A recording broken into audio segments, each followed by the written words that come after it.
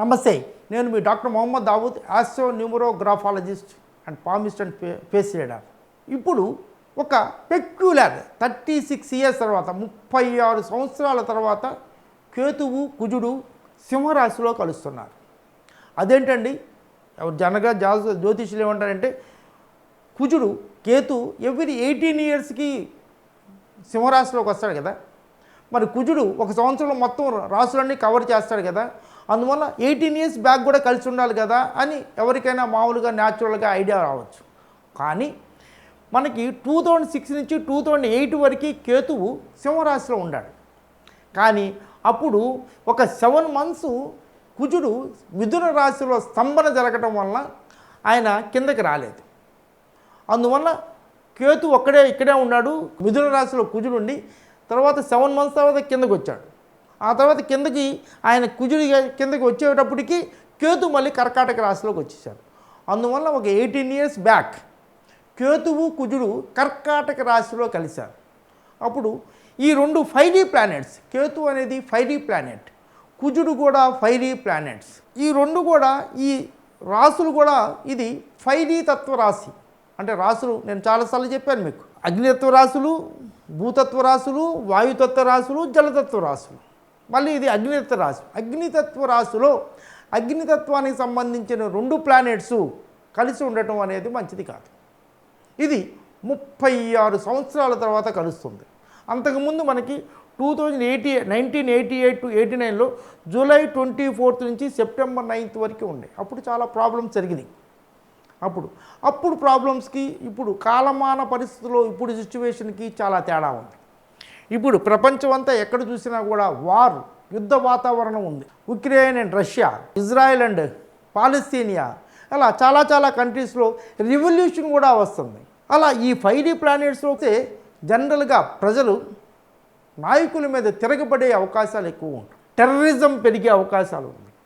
అందువల్లే ఈ మధ్యన టెర్రరిస్టులని చాలామందిని కాల్చి చంపారు. అని ఏది జరిగినా గ్రహ ప్రభావమే. అంటే 4 రోజులు అటు ఇటు జరుగుతుంటుంది.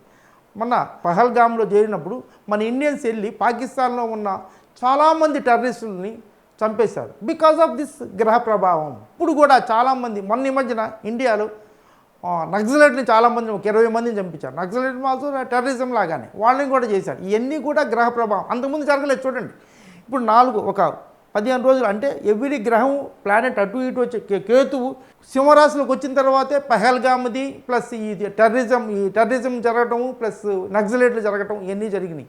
ఏది జరిగినా కూడా గ్రహ ప్రభావమే. ఇప్పుడు ముఖ్యంగా ఈ 2 ప్లానెట్స్ ఒక 51 డేస్, అంటే ఒక 51 డేస్ సింహరాశిలో కలిసి ఉంటాయి. ఈ సింహరాశిలో కలిసి ఉండటం అనేది అంత మంచిది కాదు. ఒక 5D ప్లానెట్స్ 2 5D రాశిలో కలిసి ఉండటం అనేది అంత మంచిది కాదు. దీనివల్ల చాలా ప్రజల్లో రివల్యూషన్ వస్తుంది. నాయకుల మీద తిరగబడతారు. పెద్ద నాయకులకి ప్రాణగండం ఉండే అవకాశాలు ఎక్కువ ఉంటాయి. ముఖ్యంగా పోలీసు, డిఫెన్స్ ఇలాంటి రంగాల్లో ఉన్నవాళ్ళు చాలా జాగ్రత్తలు తీసుకోవాలి. వాళ్ళు ఎక్కడికి ప్రయాణం చేసినా చాలా జాగ్రత్తలు తీసుకోవాలి. అలాగే ఈ డిఫెన్స్లో పనిచేసే టాప్ పీపుల్ అందరూ కూడా పరిపాలనలో చాలామంది అన్ని దేశాల్లోనూ, నాట్ ఓన్లీ ఇండియా, అన్ని దేశాలలోనూ టాప్ పీపుల్ అందరూ కూడా సెక్యూరిటీ చాలా బాగా తీసుకోవాలి. వాళ్ళు అనాలోచితంగా ఇంపల్సివ్గా ఏం జరిగిద్దిలే అనుకుంటే చాలా అనర్థాలు జరిగే అవకాశాలు ఎక్కువగా ఉంటాయి. అందువల్ల వార్ సిచ్యువేషన్ ఈ 51 డేస్ ఏ రోజున ఏమైందో చెప్పలేము. ఏది జరిగినా మొన్న ఈ మధ్యన చూడండి, స్టాక్ మార్కెట్ ఒక రోజున టపక్కన పడింది, ఒక రోజున టాప్ను లేచింది. అలా ఈ 51 డేస్ కూడా ఇలాంటి వార్ సిచ్యువేషన్ ఉండటం వల్ల స్టాక్ మార్కెట్లో కూడా చాలా అప్స్ అండ్ డౌన్స్ వచ్చే అవకాశాలు ఎక్కువ ఉన్నాయి. మనకి స్టాక్ మార్కెట్ అనేది మన ఆర్థిక వ్యవస్థకి ప్యారలల్ వ్యవస్థ. మన బడ్జెట్ ఎంత ఉంటుందో ఇది కూడా అంతే ఉంటుంది. ప్రపంచం అంతా ఇప్పుడు స్టాక్ మార్కెట్ మీదే నడుస్తుంది. ఈ స్టాక్ మార్కెట్లో వచ్చే కమిషన్లతోనే చాలా గవర్నమెంట్ నడుస్తుంది.